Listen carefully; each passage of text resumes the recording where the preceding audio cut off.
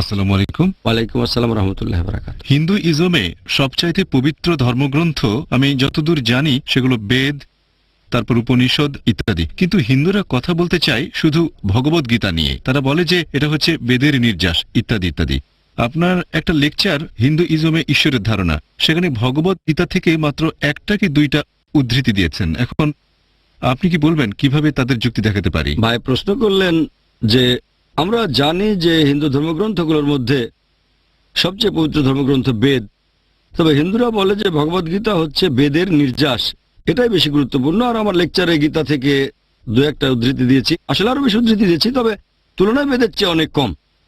এখানে ভাই একটা জিনিস খেয়াল রাখবেন, আমি এটা মানি যে হিন্দু ধর্মগ্রন্থের মধ্যে সবচেয়ে বেশি পড়া হয় ভগবত গীতা। এখন ধরেন আমাদের মুসলিমদের মধ্যে একটা উপদল তারা অন্য কোনো বইকে বেশি গুরুত্ব দিল কোরআনের চেয়ে, তার মানে এই না যে ওই বইটাই সঠিক। ধরেন কেউ এসে বললো অমুক বইটা লিখেছেন অমুক একজন বিশেষজ্ঞ, মানুষ বইটাকে কোরআনের চেয়ে বেশি গুরুত্ব দেয়। তাদেরকে ভুল প্রমাণ করার জন্য আমি হয়তো সেই বইটাকেই ব্যবহার করতে পারি, তারপরেও কোরআন থাকবে সবার উপরে। ধরেন কথা বলছেন সাধারণ মানুষের সাথে যে ধর্ম সম্পর্কে কিছুই জানে না, সে হয়তো বলবে ভগবদ্গীতা সবার উপরে। এখনো দেখবেন, বইয়ের নামটা বলছি না, তবে অনেকেই সেটাকে কোরআনের চেয়ে বেশি গুরুত্ব দেয়। সব মুসলিম না, একটা ছোট উপদল, তারা মানছে কোরআন সবার উপরে, তবে কোরআন পড়ে অর্থগুলো বোঝা খুব কঠিন, সেজন্য তারা একজন বিশেষজ্ঞের লেখা বই পড়ে।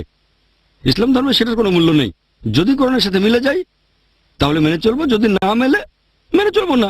একইভাবে এখানে হিন্দুইজমের একটা প্রতিষ্ঠান ইসকন, তারা ভগবদ্গীতার উপরে অনেক গুরুত্ব দেয়। অন্যান্য দলও আছে। এই কয়েক সপ্তাহ আগে আমি কলকাতায় ইসকনের শীর্ষস্থানীয় একজনের সাথে কথা বলেছিলাম, সেখানে এই কথাটা বলেছিলাম। তিনিও বললেন আমি একমত, বেদ সবার উপরে। না মেনে উপায় নেই। তিনি জ্ঞানের চর্চা করেন, সাধারণ মানুষ তর্ক করতে পারে। সেই লোকের সাথে অনেক কথা বলেছিলাম, যেহেতু তিনি জানেন তাই আমিও বোঝাতে পেরেছিলাম ধর্মগ্রন্থের প্রধান ভাগ দুটো, শ্রুতি আর স্মৃতি। তিনি বললেন হ্যাঁ ঠিক বলেছেন, শ্রুতিকে বলা হয় ঈশ্বরের বাণী আর স্মৃতি হচ্ছে মানুষের লেখা। উনি বললেন হ্যাঁ। এখন মহাভারত কি শ্রুতি না স্মৃতি? উনি বললেন স্মৃতি। স্মৃতি মানে যে কথাগুলো মানুষ লিখেছে। ভগবদ্গীতা কারো অংশ? মহাভারত ভীষ্ম পর্ব 18 অধ্যায় 25 থেকে 42 আমরা সেটা জানি। তখন সেই লোক অনেকখানি ফাঁদে আটকা পড়েছে। না, এটা তো আসলে তাহলে যারা জ্ঞানী তারা কিন্তু জানে।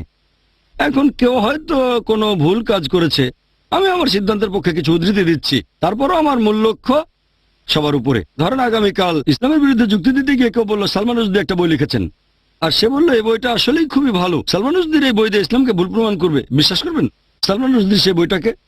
অথবা যে কোনো বই লিখেছেন কোনো বিশেষজ্ঞ, সেই বিশেষজ্ঞ ভুল করতে পারেন। এখন মুসলিম কোনো বিশেষজ্ঞ ভুল করলে তার মানে এই না যে ইসলাম ধর্ম ভুল, ঠিক? তাহলে কৌশলের ভিত্তি হবে 1 নম্বর গ্রন্থ, পাশাপাশি অন্যান্য গ্রন্থও কাজে লাগাতে পারেন যদি প্রমাণ করার ক্ষেত্রে প্রয়োজন হয়।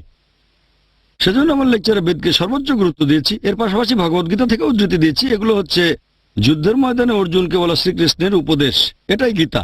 জিহাদের প্রসঙ্গ আসলে বেদের চেয়ে গীতার উদ্ধৃতি বেশি দিয়েছি, যদিও বেদেও জিহাদের ব্যাপারে বলা হয়েছে, বুঝলেন? সেখানে অনেকগুলো উদ্ধৃতি দিয়েছি, মাত্র 2-3টা না। জিহাদ প্রসঙ্গে শুধু ভগবদ্গীতা থেকে আমি 20-30টার মতো উদ্ধৃতি দিয়েছি। কতগুলো? 2-3টা না, কতগুলো? 20-30টা। হ্যাঁ, যদি লেকচারটা শোনেন কি মনে পড়েছে? হ্যাঁ, এইবার আপনি মনে করতে পেরেছেন। অন্য লেকচার যদি দেখেন, যেমন ধরেন ঈশ্বরের ধারণা, সেখানে গীতার উদ্ধৃতি 2-3টা ঠিক আছে, কিন্তু জিহাদে 20-30টা। দেখতে হবে বিষয়টা কি। আর দেখবেন যে হিন্দুদের প্রায় সবাই ভগবদ্গীতার কথাগুলো জানে। মহাভারত ধর্মগ্রন্থ যদি নাও পড়ে, অন্তত কমিক্সের বইয়ে অথবা স্কুলে আপনাকে দেখতে হবে সেই মানুষটা কি জানে। ভগবদ্গীতা থেকে আমি অনেকগুলো উদ্ধৃতি দিয়েছি, তবে সবচেয়ে পবিত্র ধর্মগ্রন্থটা হচ্ছে বেদ। জিহাদের কথাই বেদেও আছে, তবে মানুষ অতটা জানে না। কোন জায়গায় অধ্যায় 10 ঋগ্বেদ কে জানে, থাকতে পারে নাও পারে, কিন্তু ভগবদ্গীতা হ্যাঁ। ধর্মগ্রন্থ না পড়লেও টিভিতে মহাভারত দেখেছে। রামসাগর করেছেন রামায়ণ। মহাভারতকে যে বানিয়ে থাকুক, আমাদের জন্য এটা ছদ্মবেশী আশীর্বাদ। এই ধরনের সিরিয়ালগুলো হচ্ছে, কিছু মানুষ হিন্দু ধর্মের প্রতি ঝুঁকছে আর কিছু মানুষ দূরে সরে যাচ্ছে। নতুন জিনিস যোগ করা হচ্ছে, যেমন মহাভারত ছিল 8,000 অনুচ্ছেদ, তারপর 24,000 অনুচ্ছেদ, তারপর 1,00,000 অনুচ্ছেদ। এই ভগবদ্গীতা কখন থেকে এসেছে আমি জানি না, প্রথম 8,000 অনুচ্ছেদ নাকি পরবর্তীতে। বিশ্লেষকগণ বলেন প্রথম দিকে মহাভারত ছিল অন্যদের উদ্দেশ্যে অর্জুনের সন্তানদের বলা গল্প। তখন ছিল মাত্র 8,000 শ্লোক বিশেষজ্ঞরা বলেন, তারপর 24,000 শ্লোক, তারপর 1,00,000 শ্লোক, এখন 1,00,000-এর বেশি।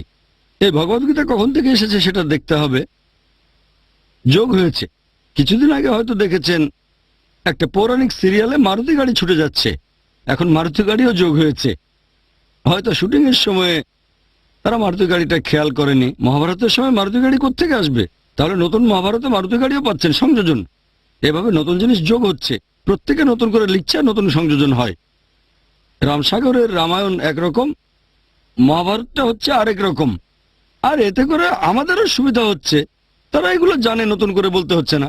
যারা অন্ধভাবে এগুলো বিশ্বাস করে তারা হয়তো দেখে খুশি হচ্ছে, খুব ভালো। তবে যারা বুদ্ধিমান তারা বুঝতে পারছে। এভাবে পরোক্ষভাবে এটা আমাদের উপকার করছে। আশা করি উত্তরটা পেয়েছেন।